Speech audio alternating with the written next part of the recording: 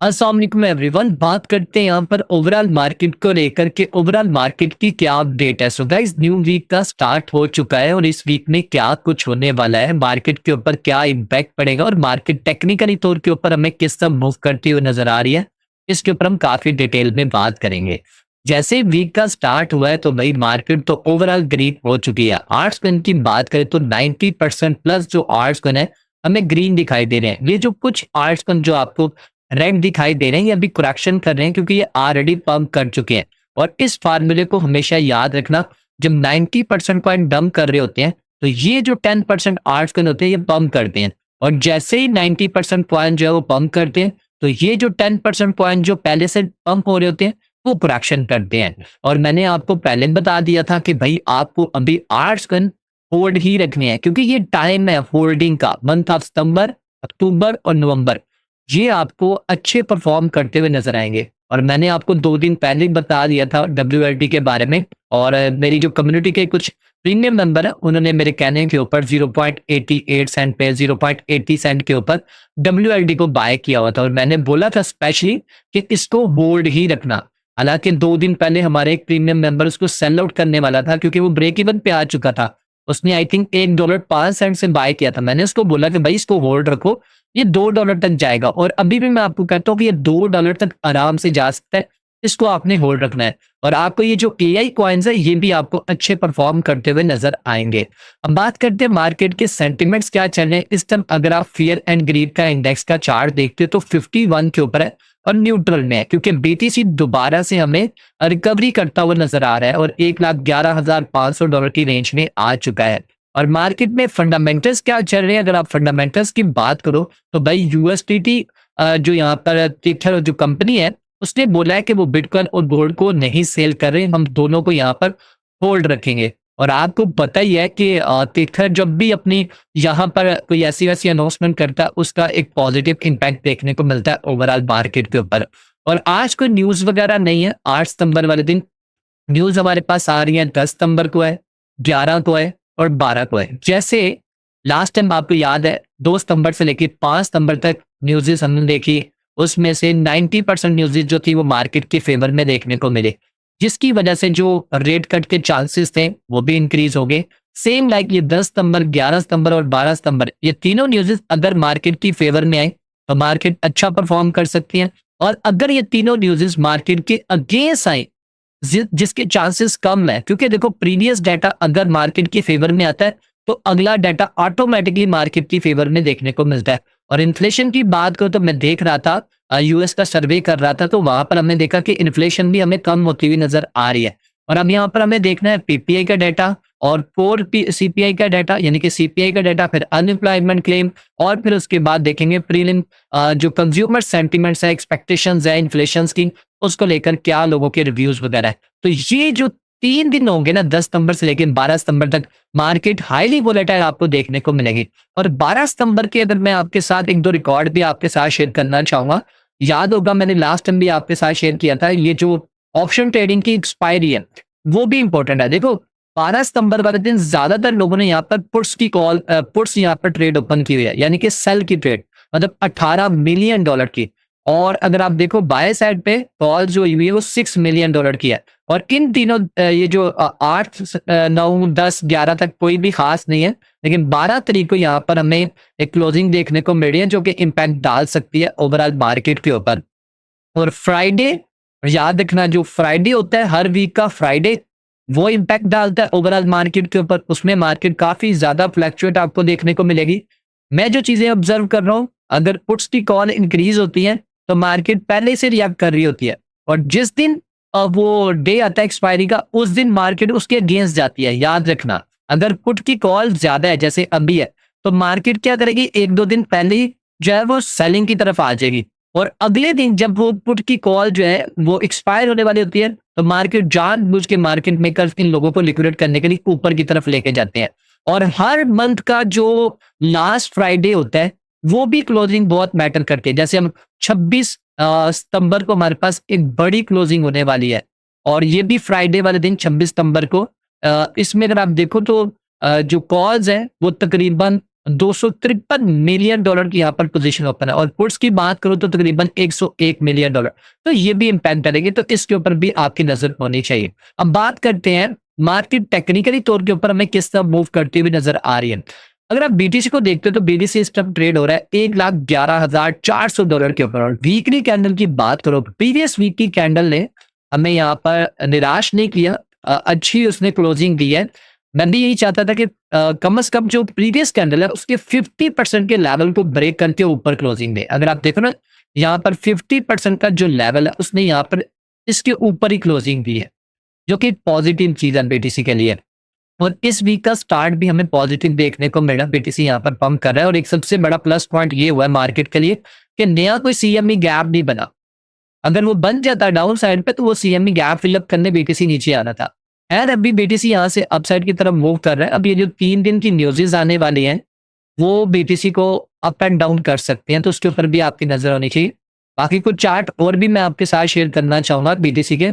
अगर आप यहाँ पर शॉर्ट टर्म ट्रेड कर रहे हो, शॉर्ट टर्म के मूव्स देखना चाहते हो, तो देखो इंपॉर्टेंट ये है, जैसे बीटीसी ने यहाँ पर हाई लगाया, ये लो लगाया, लोअर हाई लो लो लोअर हाई लो और ये लोअर हाई है। लेकिन एक चीज यहाँ पर प्लस है कि ये इसने इस हाई का जो है लो यहाँ पर लगाया, फिर इस हाई का लो यहाँ पर लगाया। तो इसका मतलब है प्रीवियस लो जो है वो अगले लो से ऊपर की तरफ क्लोज हो रहे हैं, तो ये पॉजिटिव चीज है।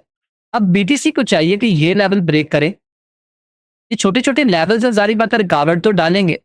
ये लेवल्स जैसे ही बीटीसी ब्रेक करता है तो फिर चांसेस है कि बीटीसी दोबारा से इस रेंज में आएगा और अब की बार ये रेंज तोड़ सकता है। ये जो $1,13,000 की रेंज है ना, इसको तोड़ गया बीटीसी, फिर चांसेस है बीटीसी यहाँ से आपको अच्छा परफॉर्म करता हुआ नजर आएगा। हो सकता है छोटी रिजेक्शन मिले, देन फिर उसके बाद बीटीसी यहाँ से अब फिर अब यहाँ तक तो कंफर्म है, क्योंकि यहाँ तक तो सीएमई का जो गैप बना हुआ है इसको तो फिलअप करने आना है ना।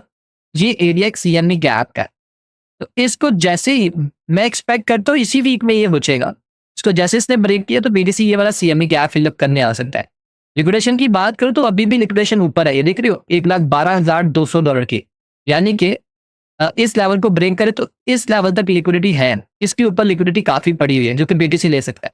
अगर आप यहाँ पर 3 डेज का डाटा देखो, क्या ऊपर की तरफ लिक्विडिटी है, तो देखो काफी ज्यादा लिक्विडिटी है ये वाली।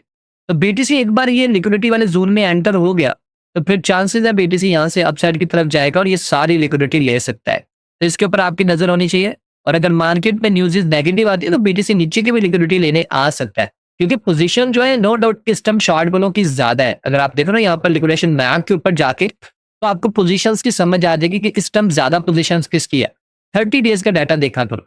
अब देखो यहाँ पर शॉर्ट वालों की पोजीशन $18 बिलियन से ज्यादा है और लॉन्ग वालों की सिर्फ $8 बिलियन है। और देखो इस लेवल पे खड़ा है ये बीटीसी का जोन जो है। अब ज्यादातर जो लिक्विडिटी है वो इस साइड के ऊपर है, यानी कि देखो $1,14,000 तक ज्यादा लिक्विडिटी में देखने को मिली है। 4 से 5 बिलियन डॉलर की यहाँ पर पोजीशन ओपन है। तो देखते हैं बीटीसी यहाँ पर क्या करता है। और अब बात करते हैं यहाँ पर इथेरियम को लेकर। इथेरियम का क्या होगा, इथेरियम अभी देखो $4,295 पर ट्रेड हो रहा है और ये हाई ये लो है, ये हाई है ये लो है। यहाँ पर मैं आपको बनाकर दिखा देता हूँ, ये हाई लगाया, ये लो, ये लोअर हाई, ये लो, ये इंटरनल है, ये देख सकते हो। ये अब यहाँ पर इसने अभी एक लो नहीं बनाया, ठीक है। तो इथेरियम में भी कंसोलिडेशन कर रहा है। अब ज्यादातर जो बड़े बड़े वेंचर कैपिटल्स हैं जैसे कि ब्लैक रॉक हो गया, फिडेलिटी हो गया, इन सब लोगों ने इथेरियम को सेल आउट किया, अच्छा खासा सेल आउट किया। तो ये सेल आउट सिर्फ आपको और हमें दिखाने के लिए, लेकिन अंदर खाते में वो अपनी बाइंग की पोजीशन बना रहे हैं। और मैं ऐसा फील कर रहा हूँ कि अगर बीटीसी थोड़ी सी प्रोडक्शन करता है तो इथेरियम $4,41 पे आपको देखने को मिलेगा। और अगर मार्केट में जो न्यूज़ेस आ रही हैं वो अगेंस्ट आते हैं तो थोड़ा और नीचे की तरफ आ सकता है, ठीक है। उससे घबराना नहीं है आपने, आपको फिर से चांस मिलेगा। लेकिन अगर आप इथेरियम में लॉन्ग टर्म के लिए होल्डिंग करना चाहते हो फिर बाय करो। अगर आप शॉर्ट टर्म करना चाहते हो तो फिर देखो छोटी मोटी आप जो है एंट्री प्लान करके प्रॉफिट बनाते रहो, ठीक है। अब बात करते हैं यहाँ पर बीटीसी की डोमिनेंस को लेकर। तो बीटीसी की डोमिनेंस देखो एक रेंज में है, 23 अगस्त से लेके आज 8 सितंबर हो चुकी है, लगभग 15-16 दिन हो गए हैं बीटीसी की डोमिनेंस एक रेंज में घूम रही है। और बस ये इंपॉर्टेंट ये कि इस ब्लैक लाइन को ब्रेक ना करें, इस ब्लू लाइन को ब्रेक करके नीचे आ जाए, फिर आर्ट्स और मजीद पंप करते हुए नजर आएंगे। क्योंकि देखो ये जो लेवल्स है ना ये बहुत इंपॉर्टेंट है और इन छोटे छोटे लेवल्स के ब्रेक होने से ही आपके जो आर्ट्स है वो अच्छे परफॉर्म कर सकते हैं। उम्मीद है कि बीटीसी की डोमिनेंस अब की बार जो है वो ऊपर की तरफ नहीं जाएगी। अब की कैंडल जो है वो नीचे की तरफ क्लोजिंग देंगी, और अगर नीचे क्लोजिंग दे देती है इस वीक की, तो फिर आर्ट्स तो अच्छे परफॉर्म कर सकते हैं। अभी देखो बहुत ज्यादा स्पेस है, बस मार्केट में वॉल्यूम आने की देर है, थोड़ा सा पैसा आने की देर है, बीटीसी की डोमिनेंस डाउन गिरेगी। और आप ये भूलना नहीं चाहिए, क्योंकि देखो अगर आपके सामने इन रिकॉर्ड्स को अगर आपने देखा हुआ है लास्ट टाइम के बुल रन की, ये देखो ना 2021 का बीटीसी की डोमिनेंस इसी रेंज में कंसोलिडेशन करती रही, उसके बाद देखो कैसे नीचे गिरी। यहाँ पर देख सकते हो 2017 में। और जब मार्केट ओवरऑल आप लोगों को थका रही होती है ना, मतलब आपको इतना थका देती है कि बस आप एग्जिट करके निकल जाओ, मतलब बोर कर रही होती है, वही एक टाइम होता है कि जहां पर आपको पेशेंस के साथ बैठना चाहिए और वहां पर अपनी पोजीशंस को मैनेज करना चाहिए, ना कि वहां पर पैनिक होकर सेल आउट करके निकल जाना चाहिए। ठीक है, तो ये टाइम है। अगर आपने आर्ट्स कन होल्ड रखे हुए हैं, अच्छे अच्छे आर्ट्स कन, मैं बात कर रहा हूँ अच्छे अच्छे, जिनके पीछे बाकी वेंचर कैपिटल्स काम कर रहे हैं, मतलब ट्रेजरी काम हो रहा है, बस बहुत सारी चीजें ऐसी हो रही हैं, वो आर्ट्स का अच्छे परफॉर्म कर सकते हैं। जैसे ARP हो गया, फाइल कॉइन हो गया, APT हो गया, XRP हो गया, लिंक हो गया। ठीक है, ये बहुत अच्छे परफॉर्म करेंगे ये कॉइन्स, क्योंकि इनके पीछे वाकई में रियल में डेवलपमेंट हो रही है। और अगर आप ऐसे कॉइन्स देख रहे हो जिनकी डेवलपमेंट हो नहीं रही, वो थोड़े बहुत पंप करेंगे, मार्केट मेकर्स वेल्स मिलकर उसको पंप करेंगे और 1x 2x तक ले जाएंगे। इससे ज्यादा मत एक्सपेक्ट करना, मैं आपको पहले भी बोल चुका हूँ। अगर आप यहाँ पर इस बार के बुल रन में एक्सपेक्ट कर रहे हो कि आपके कॉइन्स 10x होंगे, 20x होंगे, वो गलत है यार। आपके आर्ट्स को 2x 3x का माइंड रखो कि 2x तक हो जाए, ये इनफ है। और आपको इसी माइंड से चलना है, क्योंकि देखो क्रिप्टो अब वो वाली क्रिप्टो नहीं रही जो 2021 में थी, 17 में थी।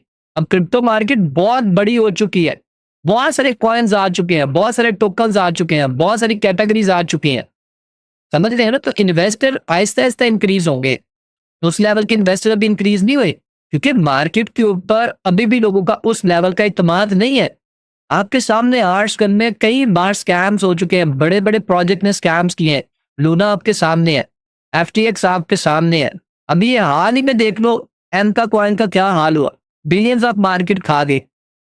ओम कॉइन की मैं बात कर रहा हूँ, और भी थे काफी ऐसे आर्ट्स गन जो अच्छे खासे नीचे गिर गए, बड़े नाम थे उनके। तो ये चीजें हैं जिसकी वजह से अभी इन्वेस्टर का ट्रस्ट नहीं बन रहा, ट्रस्ट बनता है इन कॉइन्स के ऊपर जिनकी वाकई में रियल का यूज केस है, जो मार्केट में काम कर रहे हैं।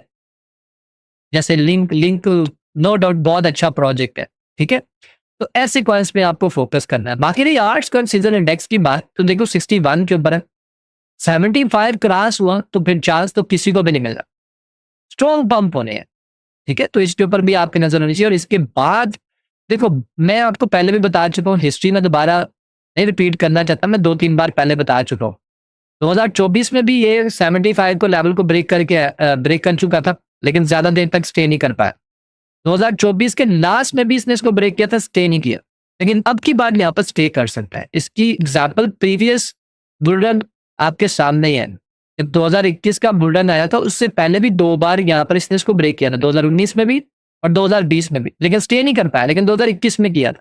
मतलब हर 2 साल ऐसा होता है कि ब्रेकआउट दिखाता है, फिर उसके बाद नीचे। ये 2022 में भी ऐसा हुआ है, ये देख रहे 2022 में, 2024 में, ये देख लो, ये पहले कर चुका हुआ है। चलो इसमें थोड़ी देर इसने स्टे किया था, लेकिन यहाँ पर 2 बार स्टे नहीं किया, तो यहाँ पर इस बार स्टे कर सकता है। ठीक है, तो आपके आर्ट्स का अच्छे परफॉर्म करेंगे।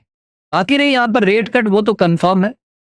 मार्केट मेकर्स इस चीज का ज्यादा फायदा उठाएंगे, मार्केट को मैनिपुलेट करेंगे, सब लोग यहाँ पर लॉन्ग की पोजीशन ओपन करेंगे, मार्केट एक बार इनको लिक्विडेट करेगी, फिर उसके बाद पंप करेगी। और 90% चांसेस है कि यहाँ पर 25 बीपीएस होगा, और 10% चांसेस है कि 50 बीपीएस होगा।